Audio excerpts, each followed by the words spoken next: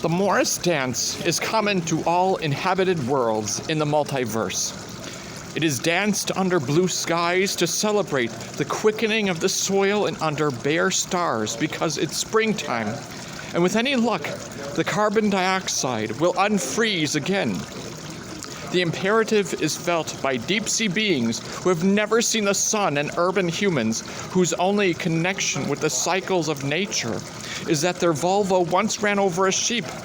It is danced innocently by raggedy-bearded young mathematicians to an inexpert accordion rendering of Mrs. Widgery's Lodger, and ruthlessly by such as the Ninja Morris men of New Ankh, who can do strange and terrible things with a simple handkerchief and a bell. And it is never danced properly, except on the disc world, which is flat and supported on the backs of 4 elephants, which travel through space on the shell of Great Atuan, the world turtle. And even there, only in one place have they got it right.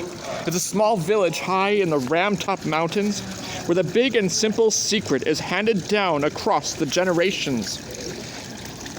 There, the men dance on the first day of spring, backward and forward, bells tied under their knees, white shirts flapping. People come and watch. There's an ox roast afterward, and it's generally considered a nice day out for all the family. But that isn't the secret. The secret is the other dance, and that won't happen for a while yet. There is a ticking such as might be made by a clock, and indeed in the sky there is a clock, and the ticking of freshly minted seconds flows out from it. At least it looks like a clock. But it is in fact exactly the opposite of a clock, and the biggest hand goes around just once. There's a plane under a dim sky. It is covered with gentle rolling curves that might remind you of something else if you saw it from a long way away. And if you did see it from a long way away, you'd be very glad that you were, in fact, a long way away. 3 gray figures floated just above it. Exactly what they were can't be described in normal language. Some people might call them cherubs, although there was nothing rosy-cheeked about them. They might be numbered among those who see to it that gravity operates and that time stays separate from space. Call them auditors of reality. They were in conversation without speaking. They didn't need to speak. They just changed reality so that they had spoken. One said, "It has never happened before. Can it be done?" One said, "It will have to be done." There is a personality. Personalities come to an end. Only forces endure. It said this with a certain satisfaction. One said, besides, there have been irregularities. Where you get personality, you get irregularities. Well-known fact. One said, he has worked inefficiently. One said, no, we can't get him there. One said, that is the point. The word is him. Becoming a personality is inefficient. We don't want it to spread. Supposing gravity developed a personality, supposing it decided to like people. One said, got a crush on them sort of thing. One said in a voice that would have been even chillier if it was not already at absolute zero. No. One said, sorry, just my little joke. One said, besides, sometimes he wonders about his job. Such speculation is dangerous. One said, no argument there. One said, then we are agreed. One who seemed to have been thinking about something said, just one moment, did you just not use the singular pronoun my? Not developing a personality, are you? One said guiltily, who, us? One said, where there is personality, there is discord. One said, yes, very true. One said, all right, but watch it in future. One said, then we are agreed. They looked up at the face of Azrael outlined against the sky. In fact, it was the sky. Azrael nodded slowly. One said, very well, where is this place? One said, it is the disc world. It rides through space on the back of a giant turtle. One said, oh, sort of that sort. I hate them. One said, you're doing it again. You said I. One said, no, I didn't. I never said I. Oh, bugger. It burst into flame and burned in the same way that a small cloud of vapor burns quickly and with no residual mess. Almost immediately, another one appeared. It was identical in appearance to his vanished sibling. One said, let that be a lesson. To become a personality is to end, and now let us go. Asriel watched them skim away. It is hard to fathom the thoughts of a creature so big that, in real space, its length would be measured only in terms of the speed of light. But he turned his enormous bulk, and with eyes that stars could be lost in, some among the myriad worlds for a flat one. On the back of a turtle, the disk world, wood and mirror of worlds. It sounded interesting, and in his prison of billion years, Asriel was bored. And this is the room where the future pours into the past via the pinch of the now.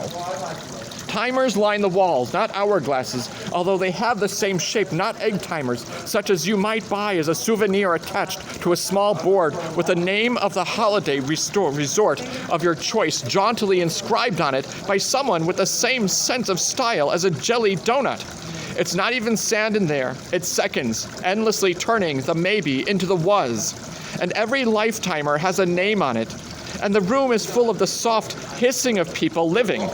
Picture the scene, and now add the sharp clicking of bone on stone getting closer. A dark shape crosses the field of vision and moves up the endless shelves of sibilant glassware. Click, click. Here's a glass with the top bulb nearly empty. Bone fingers rise and reach out, select, and another, select, and more. Many, many more. Select, select. It's all in a day's work, or it would be if days existed there. Click, click, as the dark shape moves patiently along the rows and stops and hesitates. Because here's a small gold timer, not much bigger than a watch. It wasn't there yesterday, or wouldn't have been if yesterday's existed here. Bony fingers close around it and hold it up to the light. It's got a name on it in small capital letters. The name is Death. Death put down the timer and then picked it up again. The sands of time were already pouring through. He turned it over experimentally, just in case. The sand went on pouring, only now it was going upward. He hadn't really expected anything else. It meant that, even if tomorrows could exist here, there wasn't going to be any, not anymore. There was a movement in the air behind him. Death turned slowly and addressed the figure that wavered indistinctly in the gloom. Why?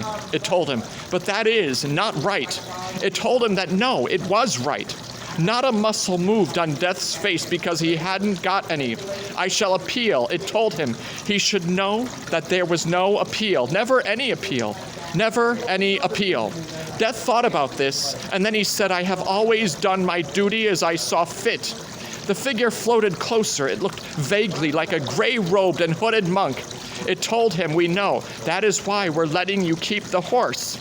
The sun was near the horizon. The shortest-lived creatures on the disk were mayflies which barely make it through 24 hours. Two of the oldest zigzagged aimlessly over the waters of a trout stream, discussing history with some younger members of the evening hatching.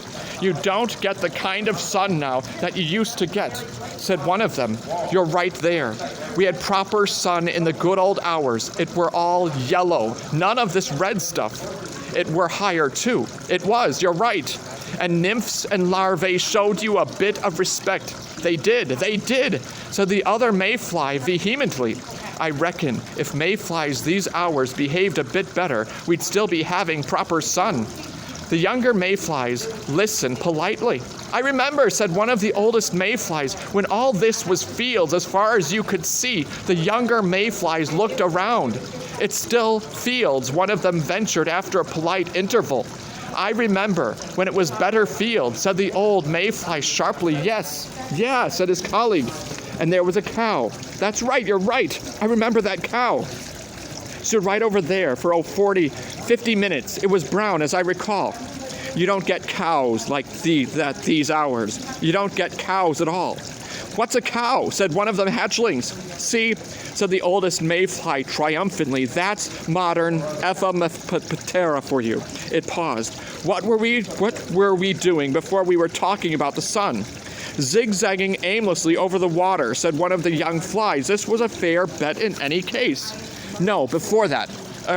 You were telling us about the great trout. Ah, yes, right, the trout. Well, you see, if you've been a good mayfly zigzagging up and down properly, taking heed of your elders and betters, yes, and taking heed of your elders and betters, then eventually the great trout. Clop, clop. Yes? Said one of the younger mayflies. There was no reply.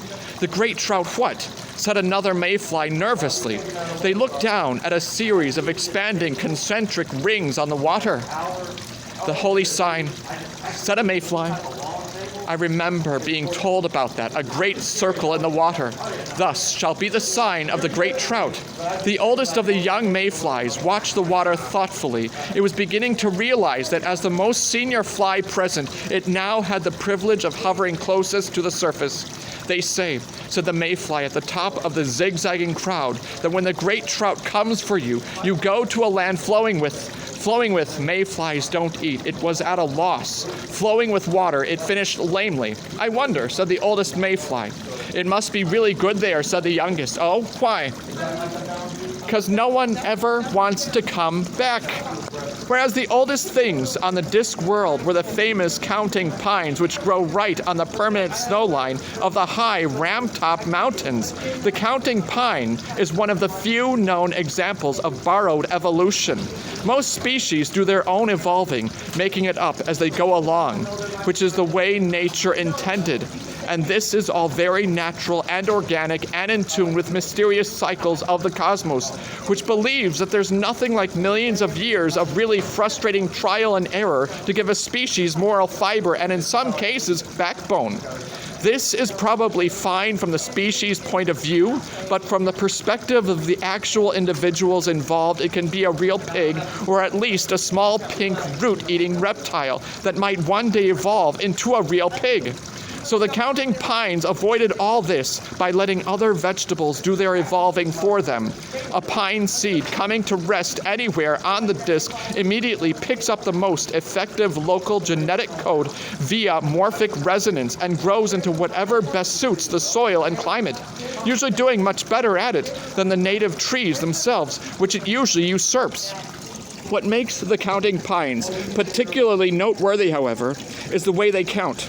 Being dimly aware that human beings had learned to tell the age of a tree by counting the rings, the original counting pines decided that this was why humans cut trees down. Overnight, every counting pine readjusted its genetic code to produce, at about eye level on its trunk, in pale letters, its precise age. Within a year, they were felled almost into extinction by the ornamental house number plate industry, and only a very few survive in hard-to-reach areas. The 6 counting pines in this clump were listening to the oldest, whose gnarled trunk declared it to be 31,734 years old. The conversation took 17 years, but has been speeded up. I remember when all this wasn't fields. The pines stared out over 1,000 miles of landscape. The sky flickered like a bad special effect from a time travel movie. Snow appeared, stayed for an instant, and melted. What was it then? Said the nearest pine. Ice. If you call it ice. We had proper glaciers in those days, not like the ice you get now. Here one season and gone the next. It hung around for ages. What happened to it then? It went. Went where? Where things go. Everything's always rushing off. Wow, that was a sharp one. What was? That winter just then. Call that a winter. When I was a sapling, we had winters. Then the tree vanished. After a sharp pause, for a couple of years, one of the clumps said, he just went, just like that. One day he was here, next he was gone. If the other trees had been humans, they would have shuffled their feet. It happens, lad, said one of them, carefully. He's been taken to a better place. You can be sure of that. He was a good tree. The young tree, which was a mere 5,111 years old, said, what sort of better place? We're not sure, said one of the clump. It trembled uneasily in a week-long gale, but we think it involves sawdust. Since the trees were unable even to sense any event that took place in less than a day, they never heard the sound of axes. Wendell Poons, oldest wizard in the entire faculty of Unseen University, home of magic, wizardry, and big dinners, was also going to die. He knew it in a frail and shaky sort of way. Of course, he mused as he wheeled his wheelchair over the flagstones toward his ground floor study. In a general sort of way, everyone knew they were going to die, even the common people. No one knew where you were born. You were before you were born. But when you were born, it wasn't long before you found you'd arrived with your return ticket already punched. But wizards really knew. Not if death involved violence or murder, of course.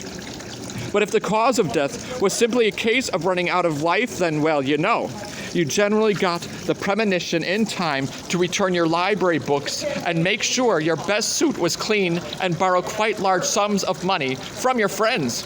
He was 130. It occurred to him that for the most of his life he'd been an old man. Didn't seem fair, really. And no one had said anything. He'd mentioned it in the uncommon room last week, and no one had taken the hint. And at lunch today, they'd hardly spoken to him. Even his old so-called friends seemed to be avoiding him, and he wasn't even trying to borrow money. It was like not having your birthday remembered, only worse. He was going to die all alone, and no one cared. He bumped the door open with the wheel of the chair and fumbled on the table by the door for the tinder box. That was another thing. Hardly anyone used tinder boxes these days. They bought the big smelly yellow matches the alchemists made. Wendell disapproved. Fire was important. You shouldn't be able to switch it on just like that. It didn't show any respect. That was people these days always rushing around and fires. Yes, it had been a lot warmer in the old days too. The kind of fires they had these days didn't warm you up unless you were nearly on top of them. It was something in the wood. It was the wrong sort of wood. Everything was wrong these days. More thin, more fuzzy, no real life in anything, and the days were shorter. Something had gone wrong with the days. They were shorter days. Every day took an age to go by, which was odd because days, plural, went past like a stampede. There weren't many things people wanted a 130-year-old wizard to do, and Wendell had got into the habit of arriving at the dining table up to 2 hours before each meal, simply to pass the time. Endless days, going by fast, didn't make sense. Mind you, you didn't get the sense now that you used to get in the old days. And they let the university be run by mere boys now. In the old days, it had been run by proper wizards. Great big men built like barges, the kinds of wizards you could look up to. Then suddenly, they'd all gone off somewhere, and Wendell was being patronized by these boys who still had some of their own teeth. Like that Ridcully lad. Wendell remembered him clearly. Thin lad, sticking out ears, never wiped his nose properly, cried for his mother in the dorm of the first night, always up to mischief. Someone had tried to tell Wendell that Ridcully was Arch-Chancellor now. They must think he was daft. Where was that damn tinder box? Fingers. You need to get proper fingers in the old days. Someone pulled the covers off a lantern. Someone else pushed a drink into his groping hand. Surprise! In the hall of the House of Death is a clock with a pendulum, like a blade, but with no hands, because in the House of Death there is no time but the present. There was, of course, a present before the present now, but that was also the present. It was just an older one. The pendulum is a blade that would have made Edgar Allan Poe give it all up and start again as a stand-up comedian on the Scampi in a Casket circuit. It swings with a faint whum-whum noise, gently slicing thin rashers of interval from the bacon of eternity. Death stalked past the clock and into the somber gloom of his study. Albert, his servant, was waiting for him with the towel and dusters. "Good morning, master." Death sat down silently in his big chair. Albert draped the towel over the angular shoulders. "Another nice day," he said conversationally. Death said nothing. Albert flapped the polishing cloth and pulled back Death's cowl. "Albert, sir." Death pulled out the tiny golden timer. "Do you see this?" "Yes, sir, very nice. Never seen one like that before. Who is it?" "Mine." Albert's eyes swiveled sideways. On one corner of Death's desk was a large timer in a black frame. It contained no sand. "I thought that one was yours, sir," he said. "It was. Now this is a retirement present from Azrael himself." Albert peered at the thing in Death's hand. "But the sand, sir, it's pouring." "Quite so. But that means, it means that one day the sand will all be poured, Albert. I know that, sir, but I thought time was something that happened to other people, sir, doesn't it? Not to you, sir." By the end of the sentence, Albert's voice was beseeching. Death pulled off the towel and stood up. "Come with me." "But your death, master," said Albert, running crab-legged after the tall figure as it led the way out into the hall and down the passage to the stable. "This isn't some